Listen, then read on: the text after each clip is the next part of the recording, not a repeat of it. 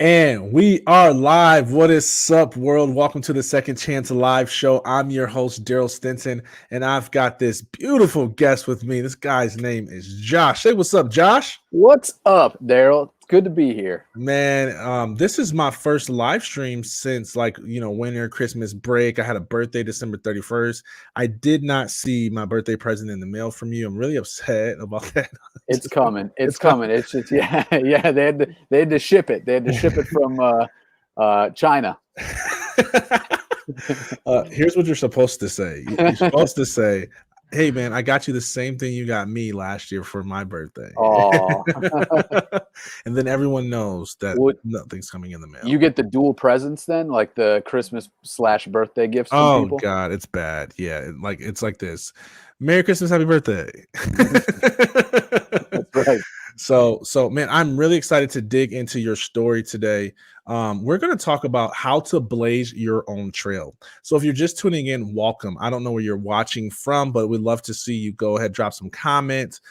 If you're watching from Twitch, if you're on Periscope or Twitter or YouTube, just drop some comments. We'll make sure to review all those. I'm a geek for that type of stuff. I love to see what is resonating with you. And if something resonates with you throughout this, if Josh says anything amazing, just go ahead and say amen. You guys know I'm a pastor in hiding, and so I'm all about the amens. I'm all about the hand claps. I'm all about the energy. We feed off of that. If you have any questions, shoot them. We'll try to gather them and make sure that you get answers to your questions. But I want to thank you. If you want to know how to blaze your own trail today, we're going to learn a powerful story about how this guy, Josh, has done just that. So right now is your time to hit that share button. And if you're watching on Facebook, you can actually host a watch party so that others can join in and watch with you. So go ahead and do that.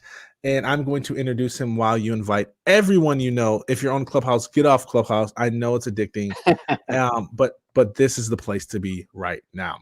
So Josh Koerpel has a bachelor's in Spanish, which is I'm jealous, man. Like, are you fluent?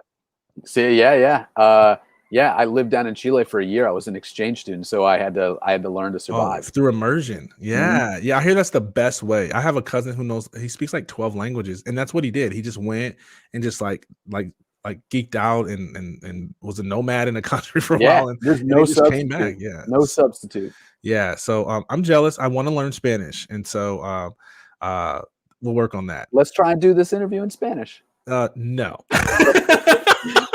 But I do have some people, Spanish speaking people who follow me. So they can speak English. So don't worry. Amigos. Yes, hola. I know that. See, you also have a master's degree in mechanical engineering, which just makes you that more awesome. You're the co-founder and CEO of Fire Builders, which I had an opportunity to be a part of your show, Fire Builders, which was awesome, amazing. Go make sure you follow him on Facebook and make sure you see that live interview. We did that live, didn't we? We did. Okay, cool. Yeah, so go check that out. And he has a bunch of Fire Builders on there, and his graphics are amazing. He was previously a ship captain and Alaskan wilderness guide. That's right. He worked for years as a special projects mechanical designer for clients like Disney, Cirque du Soleil, and Metallica, small companies, only to begin building his own software solutions and transitioning to B2B SaaS products full-time from the road, riding across the country on a vintage BMW motorcycle. His background is amazing. Where are you at right now? Key West. I am jealous. I'm in my office and I'm hot. I'm hot too. It's just like year round 70, 80 degrees here. In the summertime, it's brutal, but right now it's perfect. Yeah, man. Dude, I'm so excited to hop into your story. Let people know. Hey Rex, hey Thelma. That's my aunt. Well, that's my aunt Tyler. She said, "Hola." See, speaking Spanish to you. Hola, man. Thelma. Hola, Rex. So, yes. Let us know your story, man, because I know you did not start where you are today. No, not at all. And by the way, question for you: are you actually streaming this on Twitch? Yeah. No way. You're this is the first time I've ever even been on Twitch. Though. Yeah, and you know what's funny? I actually like it. Like I'm gonna because it has a similar feel to like TikTok, where it's like way more organic reach, right? And it's people who I don't know. I feel like sometimes we start having real conversation, and it's not just your best sales pitch on a podcast or a show, that there's not a lot of places for that authenticity. And I feel like Twitch has kind of like, I've been seeing some engagement. It's like, oh, okay. And same thing with TikTok. Like when I do mental health videos on LinkedIn, like I get more DMs than I do comments or likes, right? Because nobody Yeah. wants to be honest about that stuff. Well, on TikTok, everybody's like, well, yeah, I'm Yeah, I'm stressed out, fucked dude. up. Like, oh, can I swear on here, or like should I Go not for say it, that? man. Go for it. Okay. You be you. You be Okay. you. Yeah, Okay. you be you. Now I won't swear, but you can. All right. So yeah, Sailor. man. So let's get into it. Okay, so background, huh? All right. Well, yep, like I said, Spanish exchange student. Well, I lived in Chile. So when I was 16, my parents shipped me off to a small city in Chile called Koerpel, and I lived with a host family there for a year. I didn't really speak any Spanish at all when I got down there, and I was just dead fluent when I came back. And it's crazy, Daryl. Like the Spanish, not all Spanish is created equal.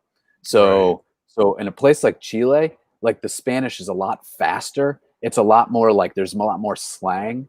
So I always liken it. I love the Chilean culture. I love the people down there. My host family was incredible, but it was really hard to learn the language. It was the equivalent of like, let's say you had like somebody from Germany come over and want to learn English. And instead of bringing them to someplace in the Midwest where there was just fairly clear English, you just dropped them into like deep South Bayou, Louisiana. Right. That's essentially like the kind of Spanish that I learned how to speak. So that kicked off a love of travel, and you obviously learn a lot about yourself and what you're capable of. I went through a lot of stuff down there. They just throw like. You ever done an exchange program by chance? Like you ever lived in another country? Yeah, I went through this exchange program called the Hood. Yep. And it was terrible. Like they threw you in and you just never went. You just never came back. The whole purpose of my stay was to survive. Yeah. Well, okay. So but I have heard of it, and I've been around friends who have had foreign exchange students and things like that. So I'm familiar with how it works, and that's such a cool experience. And some of these programs, like I went in college, I went and studied in Spain, right? So went over and did a semester in the University of Valencia, and it was completely different than Spain, like the Chilean experience. In Valencia, man, they held your hand the entire time. They were like, "Oh, you don't really know how to speak Spanish? Oh, okay. Well, let's put you in a class where there's all English-speaking teachers and students and stuff." They totally insulated you from the language and culture. Whereas in Chile, they just like you arrived at the airport, they like handed you a bottle of pisco sour, which is their like drink, and they're just like, "See you later. See you in a year. Good luck," and they'll throw you right into the school system. So you definitely learn a lot about who you are, what you're capable of. Wow. Yeah. And dude, that's awesome. And obviously you took a lot away from that experience. What would you say is your biggest lesson learned from that foreign exchange experience? I would say, man, one of the biggest lessons that I learned was that it doesn't matter. It was my first time like being exposed to the idea that it doesn't matter like where you come from. People are people. They all have the same deep wants and needs and understandings and fears. Everybody's loves something, lost something. They're all afraid of something, and you learn that. And you learn how to convey that to people. Sometimes not using words, but just giving somebody a hug or like drawing something on a piece of paper that says that you're hungry. Like whatever you need to do. So yeah, that was one of the biggest takeaways. And then you get out what you put in. Like as an example, coming from Chile, right? We all went down, like a group of us went down together. We flew from Miami to Santiago, which is the Chilean capital. And then everybody split off into their own respective families all over the country. And a couple of those kids, they stayed in Santiago, right? They stayed there. And in Santiago, in the main city, the main capital of Chile, everyone speaks English. A lot of people speak English. And if they don't, and they hear that you speak English, they're like, "Daryl, I want to practice my English with you, man. I just want to speak English with you."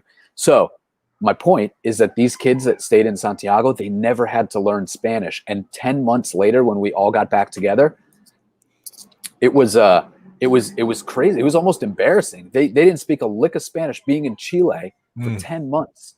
And because they never put any effort in to learn a language. So that's what it is. It might be hard, but you'll break through. And when you do, you'll have that forever. Like nothing will be able to take that away from you. Those 10, 11, 12 months that I spent down there, right? Like I'm proud of that stuff. I'm proud of all of the hurdles and obstacles that I overcame. Yeah. I will say, man, your life is extremely interesting, and it makes me feel like I need to be more adventurous. Do you feel like you're adventurous? I feel like yes and no. I mean, yes, in a sense that I feel like there's always something to explore. I've always been curious, right? Like it's just this insatiable kind of curiosity. But no, in a sense that when you're doing it, like when you're in the heat of the moment and you're like, you're doing whatever it is that people say that you shouldn't, you're not really thinking about it so much. Like you're so focused on what's directly ahead of you and the journey, that you don't have time to sit back and reflect and be like, yeah, look how awesome like that experience was. You don't think about that at all. All you can think about is where's the next meal going to come from, or how am I going to fix the motorcycle because it just broke down in the middle of the Himalayas, kind of thing. That's all that's what you think about. So yeah, no, I don't know. Where would you go? Like when you say adventurous, I feel like a lot of things are adventurous. It doesn't have to be traveling around the world. That's true. Yeah. I want to go around the world though. I want that. Lie, right? I want that background. Man. So I called your episode in advance, Blaze Your Own Trail, because I feel like that's what you've done. Like I like there was so many different things that you've done in your past. I know there's probably more that's not listed in your bio. And I know you intentionally talked about your BMW motorcycle just because it's like, this is the life that I get to enjoy. Right. And it's like it's life by design, not by default. Yeah. And I'd love for you to share with the listeners, man. Like if someone's like, man, I want to live more free. I want to do my thing. I want to live life by design. How can I do that? Think about what you want to give up, because you got to give something up. Like that's the first thing that I had to come to terms with. It's like this lifestyle is great and you have to earn it, no doubt. You have to, it is hard, right? You have to do things.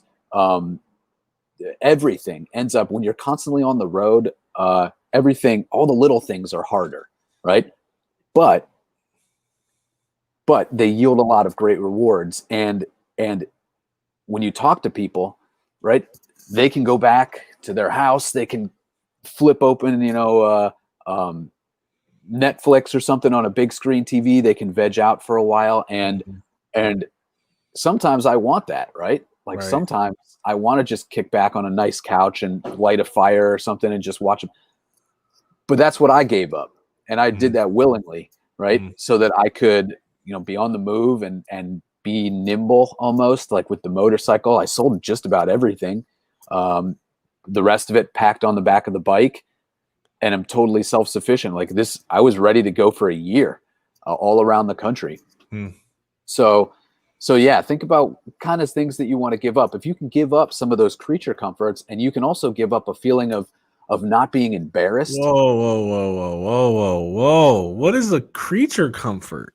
Yeah, like that's new. I haven't heard that before. What is that? You never heard that term? Yeah. Never heard I'm sorry if I'm like dating myself or something, but like, what is that? Yeah. It's just like all of the nice things that make you comfortable. The things that honestly, the things that you take for granted. Like a perfect example. Yeah. Because what I didn't have on the bio there is that for the last couple of years, I've been living on a sailboat, like a 40-foot sailboat in the Hudson River, just north of New York City, right? What?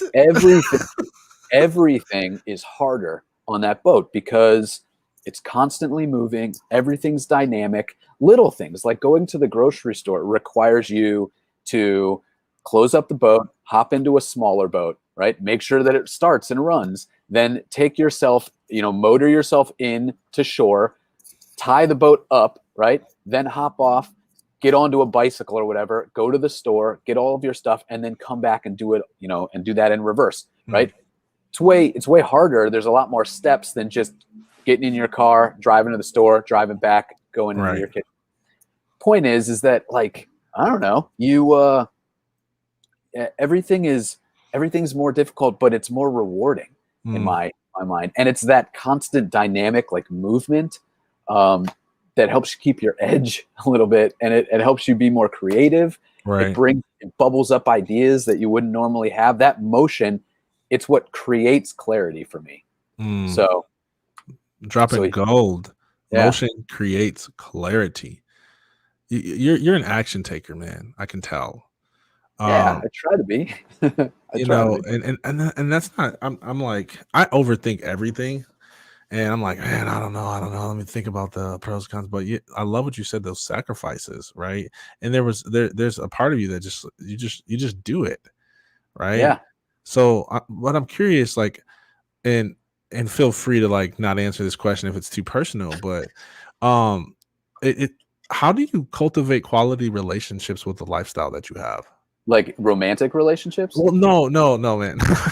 like just with, friends, because it seems like you're on the move and you're kind of like living this different lifestyle. You're on this sailboat, like it's like on Castaway or something, man. Like, and so how do you cultivate, like, really quality relationships with friends? Yeah, that's a good question. The people that I went to high school with, I only keep in touch with a couple of them now. It's true, right? Like we grew apart. We just grew apart. Same thing in college, and then same with all of the people that I worked with in the engineering world. Like, we've just gone our separate ways, and I would say that for what you leave, like the worlds that you leave and the people that you leave, you are also exposed to different people that you didn't even know existed, that are out there doing the same adventurous stuff that you are. That is true. Yeah. So for everybody that you kind of like put over here and they stay here and you go off, you actually cross paths with a lot of people that are just searching for the same things that you're searching for. And those relationships that I've formed on the road, the mutual respect that I've had for different shipmates and things that we've done, in Alaska and the Himalayas and things like that, like those are the strongest relationships that I've ever had. So that's strong. Yeah. So I don't know if that answers your question or not, but like it's easier. Well, it does. But I'm just like, because I so value relationships, and I'm big on, like, there's degrees of relationships, right? Like, not everybody's going to be your best friend. A follower on Facebook doesn't mean they actually even know who you are. Like, I get it. But I'm real good on, like, close relationship, not just with my wife and my kids. Obviously, that's the most important, but, like, with friendships. And I know that it takes work and time, and we've got to create memories together. And your life just seems really hard, like this target that's hard to hit, and that's fine, dude. Like, again, like, I would love to be right now. So I just thought it was interesting, because it is like, it's almost like they say the grass may be greener on the other side, but you still have to mow it. Yeah. It's kind of what comes to mind. Yeah. Yeah. And it's true. Like, I would say that there's a lot of things that I wish that I could have done differently. Like, I don't regret some of the choices that I've made. I do, in retrospect, see how I could have paid more attention. Like what you're talking about, the relationships, the time that's spent with loved ones. To be honest, like, I haven't had it to the degree that you have. I just haven't had those types of relationships. And it's one of the things that I kind of also gave up. Yeah. I mean, unless you can find somebody that's doing the exact same thing and you guys can both go, like, wander and go venture together, kind of thing. And some families do. Some families that we've met out at sea, like with the whole tall ship captain stuff, even down here in Key West, like, we met so many families that would sell their home, buy a catamaran, right, or boat, put their 2 daughters on board and sail around the world for 2 years. Holy crap. And they were doing just fine. In fact, those daughters, like, if they're like the most intelligent people, you know, for their age. They'd be like 11, 12 years old, and they would be acting like they're 25. They're Yeah. just whip smart, not afraid to talk to people that are older than them, not afraid to participate in conversations, insatiably curious about things, well read, well spoken. Yeah. Yeah. Yeah. Guys, if you're just tuning in, I'm sorry, you missed some gold. Josh has been dropping some genius, man, and he's been saying some things on accident that I don't think he realizes how much weight some of it carries, because it's just who he is.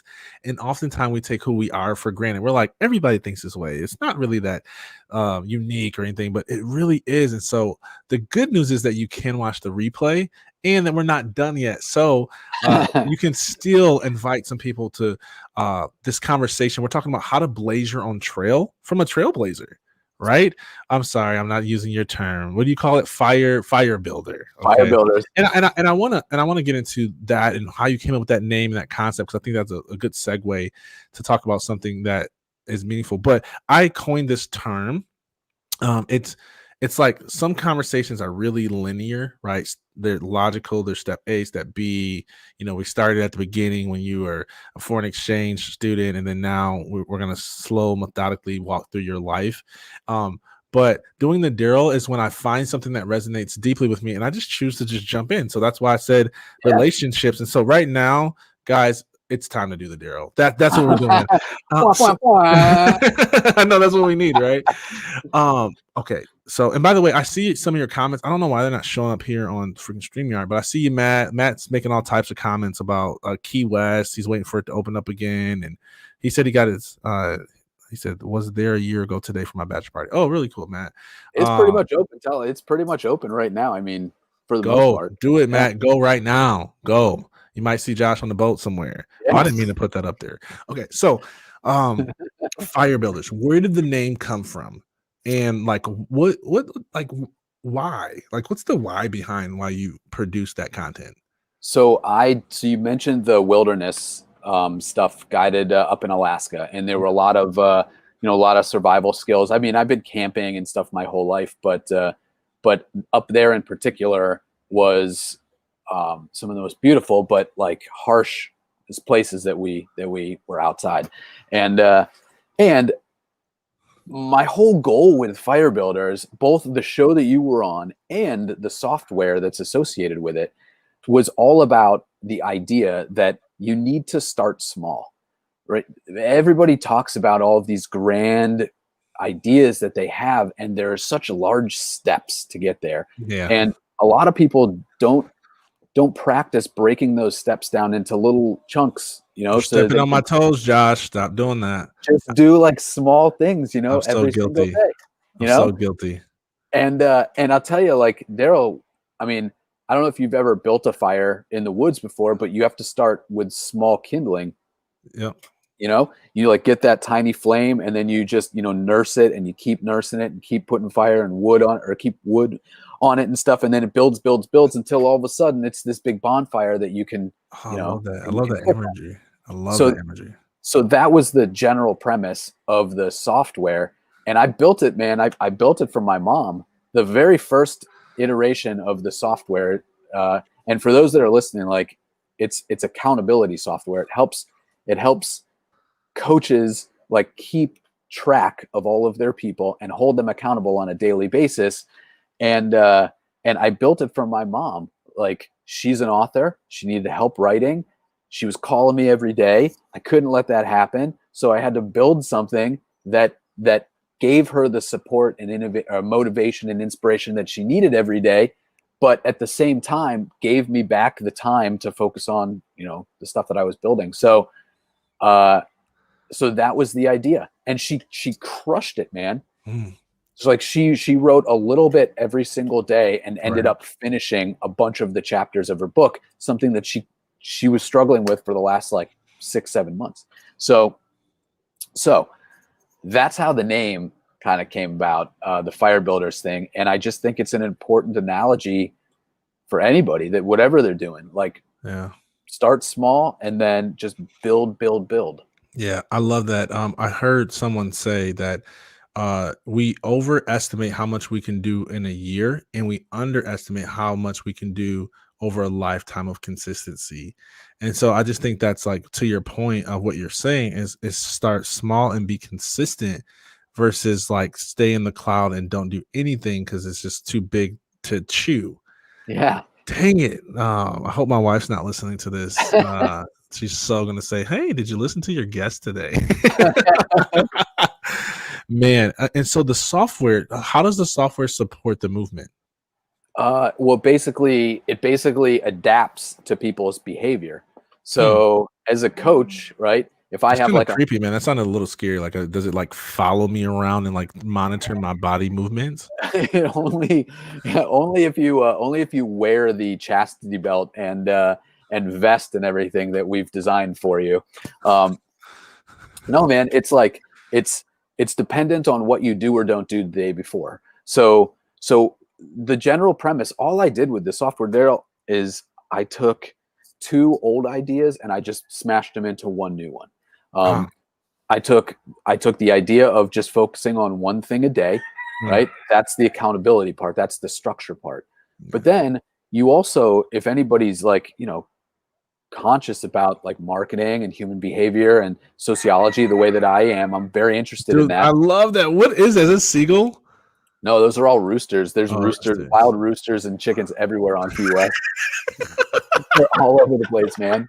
I love it. This is like the best background noise ever, man. It's not like a kid like shut up, it's No, just pure nature. Okay, continue. I'm sorry. and there's one rooster in particular that just shows up here and will just be like screaming, and we've nicknamed him Elvis. And Elvis makes an appearance on all the show podcasts. Uh, but yeah, man, it was all about like breaking that stuff down. And Mhm. And you merge two ideas together, which is yeah, kind of what Circus Delay did, right? yeah, Like, yeah. and so the two ideas that you merged together, like recap that again for us, what that was, because I think that's a very interesting concept. Well, okay, so you had the structured part, Yeah. right? And then the other part of it, if you just, because I love behavioral psychology, Mhm. so I'm really interested in that. And what you notice is that, dude, if you ask somebody to do something on their own behalf, okay, hey, Mhm. stop smoking cigarettes, it's going to kill you, Daryl. Like, I don't know, go and do whatever. Start rock climbing because it's going to help your health. Start eating better because it's going to make you live longer, right? We very rarely, unless we are pushed to the point of breaking, we Mhm. very rarely do that kind of thing on our own behalf. True. But if you were to say, Daryl, I don't know, this person's going to die unless you do this one thing, unless you start eating better, unless you do this. Or somebody that you respect and admire says, Daryl, if you don't do this, and we've talked about it, if you don't do this, I'm going to be incredibly disappointed in you, right? I won't be angry. I'm just going to be disappointed. You're going to let me down. People tend to act on that scenario versus the previous one. And so what I did was I created a way to white label accountability so that all of the accountability comes from the coach, somebody that the end user respects and admires, and they get the strategy and they get the accountability, but they do the thing because the coach is cracking the whip on them, and they're staying on top of them every single day. Mhm. So that's all I did was just take those two ideas and merge them into something new. Interesting. Interesting. And so like the software kind of like you have to input your data yourself and it kind of like tells you to do your next step. So it's really like uh, it's really like I don't even know how to explain it. Like you can't go into the next like little mini missions. Like you can't go into the next step until you're done with the first. Is that Yeah. right? Yeah. If you create a little mini mission for yourself and you say, look, tomorrow, my one thing that I'm going to do is I'm going to reach out to two people that I think would be good podcast guests. Right. Hmm. That's my mission. As long as I do that, I can go to sleep tomorrow night knowing that the day wasn't wasted. Hmm. Um, that's what it allows you to do. But if you also had that accountability, all of that messaging, right, coming from, I don't know, somebody that you respected and admired, right? Like somebody, maybe in the case of all of these coaches, somebody that you might have paid like Yep. lots of money to learn from, Yep. something like that. So that's basically what it does. Huh. Really interesting. And I went there and I seen it was a wait list. I was extremely upset. It made me feel like an outsider. But you guys can definitely head over there, man. Kind of, I want to start to land this plane a little bit, but I did want to take a random path back to this whole like Disney and Circus de Lay work and things like that, and really those are some really reputable companies. And and Disney, it's so funny. The question I was going to ask you, that was the Darrow question, was like, do you think that some of this like wilderness lifestyle, like create your own life, blaze your own trail, like belief came from Disney? Because it's like Disney to me is like the world of imagination come true, right? Yeah. So I don't know. That's really my Daryl question. Or you can just talk about like, what's the best thing that you learned from the company? No, dude, it's a good question. Like, so to give you some context, right? My job was to take Disney's crazy ideas that are made by these set designers and these Imagineers that come up with how they want something to look and act and function and whatever. And not just Disney. We did stuff for Universal Studios and, like you said, Cirque du Soleil, Chris Angel, the magician over in Vegas, like places in China and MGM, whatever. They would come to you and they'd be like, look, we want to, I don't know, like we want to swing Beyonce, right, over the audience. She needs to land in a dragon's mouth. The dragon bursts into flames. She then parachutes down onto stage and starts singing, right? And you're just like, and you're just like, okay. And they go, now make that happen. Like, how are you gonna create that? Good luck. Yeah.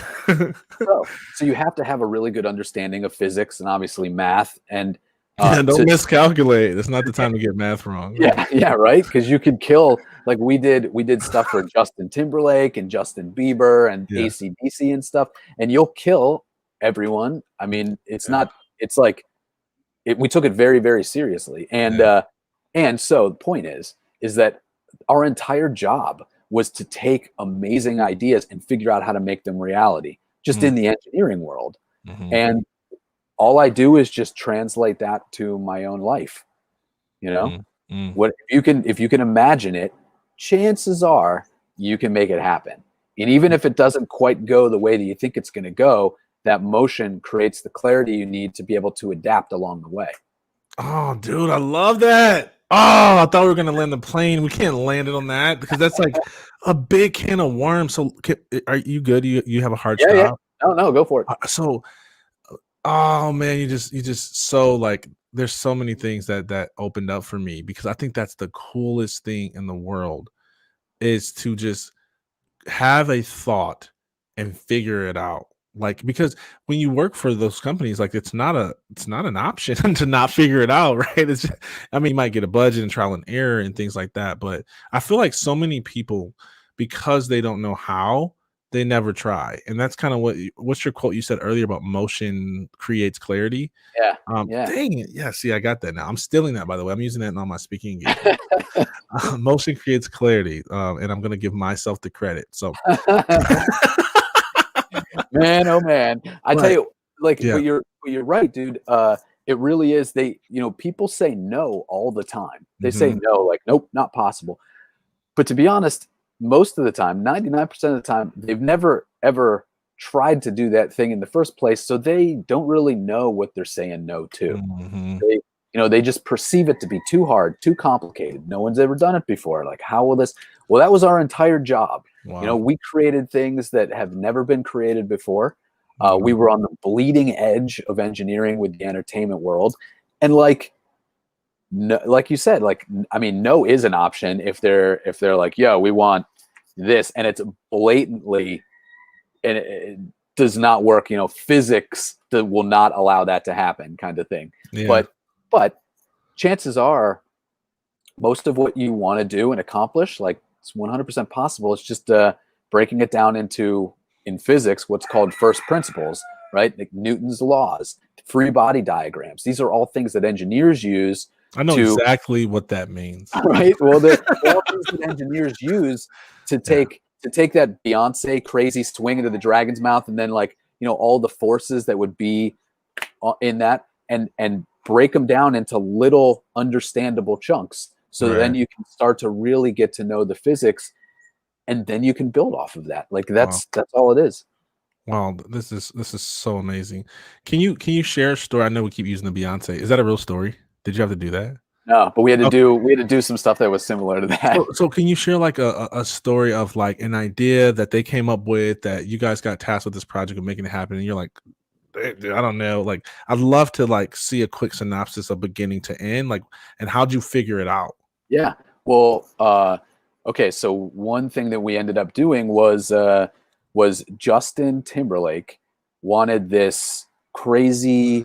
Okay, so when you're at a stage show, when you're at like a live venue and you're watching him play, right? There are two stages. There's the A stage, which is the main stage, Yep. and then the people are all in the pit in front of that stage. Behind them is the B stage, right? So it's a secondary stage. Yep. The front of the A stage, when Justin and all of those dancers and stuff are along the edge of the front of that stage, they wanted it to raise up like 20 feet, okay?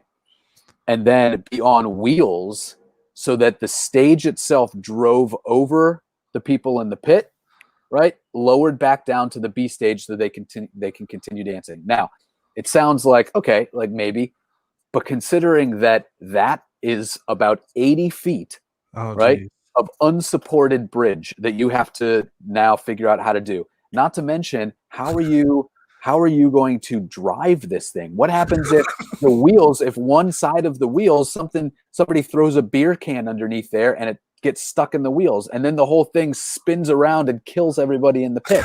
What if the bridge collapses, right? This is real scenarios though. Like, yeah. And we, the way that we ended up doing the thing was with laser guidance, right? So they would set up lasers all around the stadium, and that's how you could precisely pinpoint the positions of both sides of the bridge, so that if one stopped moving and the other one continued to move, it would know in a microsecond, and it would just pause. It would stop the drive, right? Okay.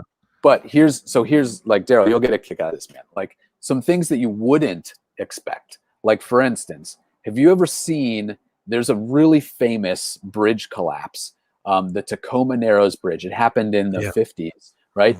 And the reason that it collapsed was because these engineers built it and it looked beautiful and it was very strong and everything. But what they didn't take into account was when wind blew over that bridge at a certain speed, it like, the best way I can describe it, it synced with the resonant frequency of the bridge. So it caused the bridge to move a little bit and then move more and then move more. And then all of a sudden the bridge was going so much that it just destroyed itself. That's when you get something into resonance and you can actually just destroy it. And every physical structure has this resonant frequency. So for us, when we were building this bridge, one of the things that we had to do was we had to listen to all Justin Timberlake songs, and we had to understand the beats per minute of these songs, because if you have 8 people all dancing at the same cadence, right? It creates a frequency. It creates a frequency, a forcing frequency, and if that matches to the bridge will just bounce and bounce and bounce and destroy itself. And so, oh my God, what? Little things like that were all of the things you had to think through in order to make stuff like that a reality. So now I take the stuff that I'm doing, like I'm just building software now, and no one dies, right? Like, no, I'm not putting anyone in danger at this point. So this, the stress is off a little bit, but it's still, it was just important work to understand. Yeah. If you want something to build and to last, and you want to lead this adventurous life, and you want to go out, just take the first couple of steps and figure it out along the way. Yeah. Wow. Yeah, Wow. so there you go. Dude, I'm like, I mean, I could ask so many questions, but I want to make sure we're still serving our audience, guys. Thank you for tuning in. This is some cool stuff, man. I'm learning a lot. There's so much wisdom in that process, though. Like, I would love to be the guy in the meeting when you guys were planning it out that figured out the frequency thing, right? Like, Yeah. because if you didn't, like, oh, well, there is a potential that something bad can happen, which like brings me to a follow-up question. Like, have you had an experience where it went wrong and there was something, I mean, maybe not a death or anything, but No, no, like no. a whoopsie.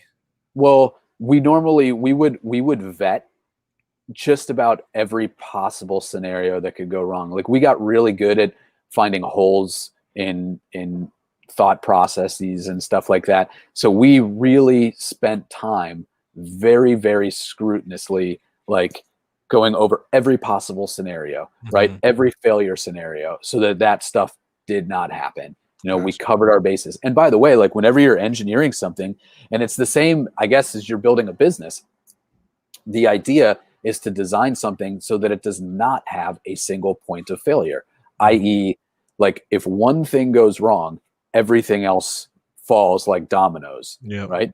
You don't want that. You always want stuff that's redundant. So, like, Mm. multiple streams of income. Yep. If you've got a business, if one of those dries up, you're not broke. Yep. You have a backup, and it's the same in engineering.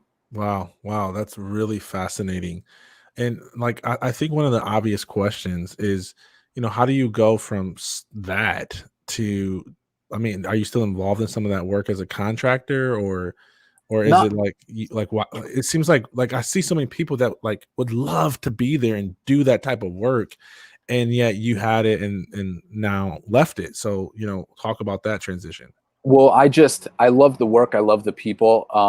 It's just the office life really wasn't doing it for me, and I knew there was more in me. Like I knew that I could do more. So, man, honestly, pretty much the entire time I was there, 3 hours before work, 3 hours after work, I was developing mobile apps. I was learning everything I could possibly learn about how to design and develop mobile apps. And I designed and developed three of them. I learned a whole bunch of stuff about that. I kind of cut my teeth. I proved to myself that I could do it. And and then and then I was able to like move away from the engineering and just focus on the software development at that Mm. point, right? But it took a lot of work. Like working at this engineering firm, man, it was like taking the math SATs every day. Like it was incredibly thought Mm. heavy. It was very cerebral work. Right, And right.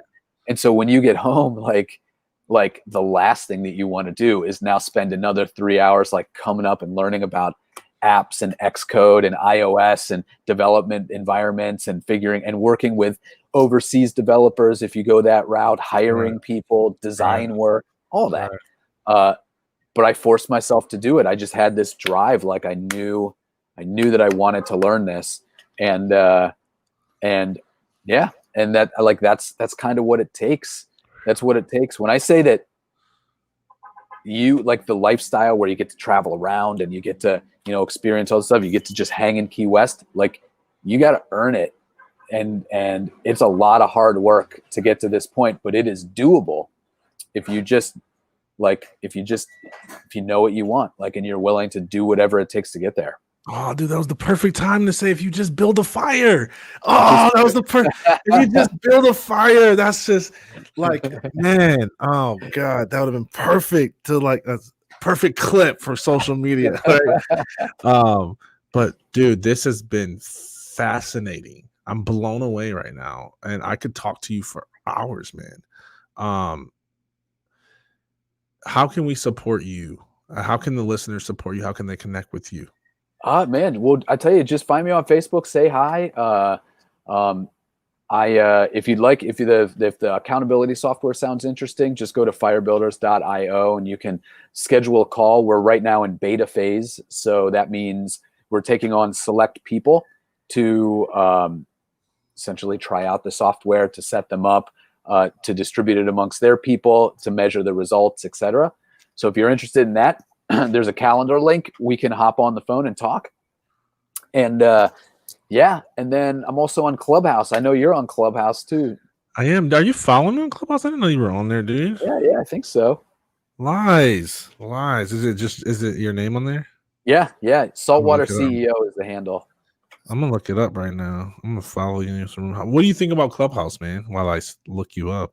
I think it's fantastic in a sense that you're just, you're privy to all of this incredible information and people that you never could have gotten into the room with. Um, and the atmosphere in there is just so giving. It Um, is. but I see people I see people in the next couple of weeks in the entrepreneur space in general, or in particular, they're going to get totally burned out. Um, Yeah. Yeah. it's just taking too much time, and it's too much. It's kind of like too much passive consumption of information. If people just limited themselves to like an hour, and then whatever you learn on Clubhouse, like go implement it the next couple of days, then it's incredible. But I think that most people are just going to consume, and then never do anything with it. Yeah, I agree, man. And that's the danger, right? And that's why, some rooms, if you hop in and they'll say, hey, like we'll be here all day. Make sure you pause and go implement. Yeah. Right. Like, anyways, we can have a whole Clubhouse conversation, but I want to land the plane, guys. I want to thank you for tuning in today. Make sure you guys head over to firebuilders.io if that sounds like something you are interested. Join that wait list. This has been such a phenomenal discussion. I ask you that if you're just tuning in towards the tail end of this, make sure you go back, rewatch, hit the share with 3 people that you know, like, and care about. Because that's what we're about. He generously agreed to share his time, his knowledge, his wisdom, his story with you. The only thing that we ask is that you share with others, because we believe that a rising tide raises all ships. So go ahead and do that. And of course, like, stay tuned, stay engaged. We've got some great guests coming up. I'm taking it to a whole new level. Let me just make this public announcement, guys. We're having like huge brand like expansion opportunities, see, mindset, right? And so we're gonna rebrand the show. It's gonna be the Daryl Stinson Show, not because I like want to be a celebrity or anything, but just because I do the Daryl and I want to talk about marketing, and I want to talk about this, and I want to talk about second chance athlete stories, and so I want the freedom to not be stuck in a box. And so some of you who are our athletes audience, you're probably like, dude, how come you didn't talk about athlete transition or talk about your book? Well, because I didn't want to talk about that. I wanted to talk about his life and the things that he's doing to help people build fires. And so I like that term, by the way. And I came up, by the way, I'll send you my Cash App so that you can pay me for calling you the business road warrior. I know Saltwater CEO is a little bit better. I'm not gonna lie.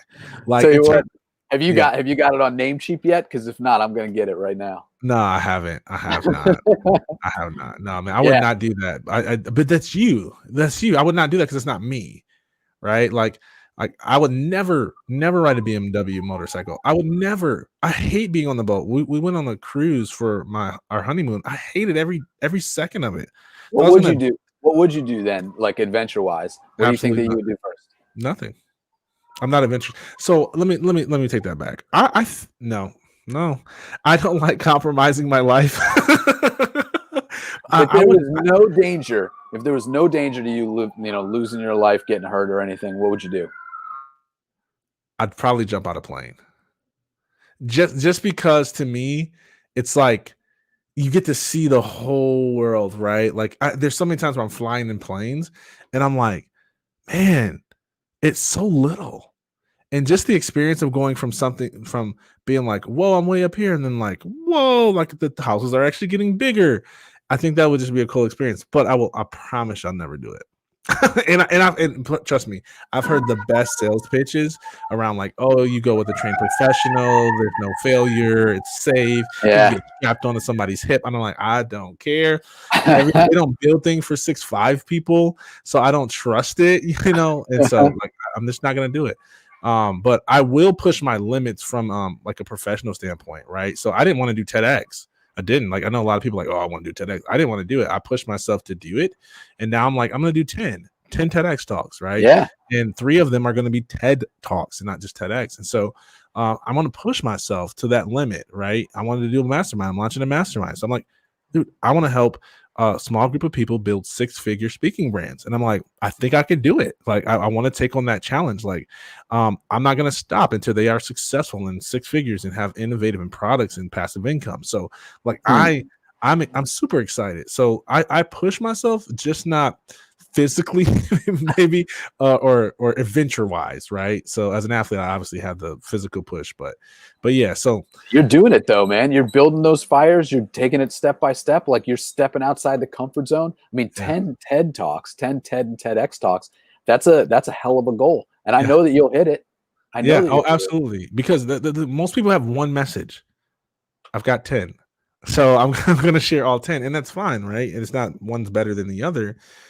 But the point is, if there's something in your heart, do it. And guys, this is how you blaze your own trail. You want to know how to blaze your own trail? Start with 2 sticks. That's right. Build that fire up. Build that fire. And with that, we are out. We love you guys. Thank you for tuning in today. And